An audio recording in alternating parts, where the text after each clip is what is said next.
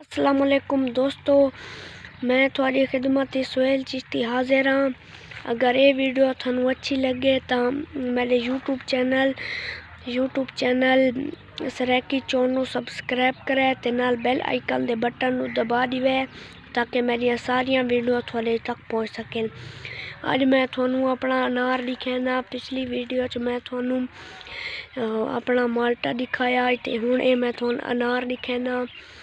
ये मेरा अनार है ते मैं नाल दरेग ही रही हुई है। ये मेरी दरेग है, मैं हुण लाइए ये दरेग है ते ये अनार दा बूटा है।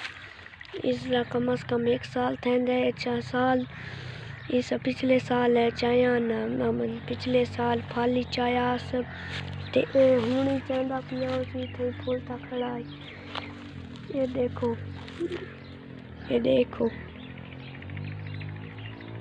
ये फूल ही चाहिए खड़ा है। हुण चैसी अपना फल तो अनार ही चैसी ते वाते अनार में खासा ये जा खाली थी पाया। इस वजह तो मैं जाते अनार लाए जा। ये हुण बहुत सोहना अनार लगता खड़ा है। अच्छा भाई वीडियो मिलसू तब तक वास्ते खुदा हाफिज।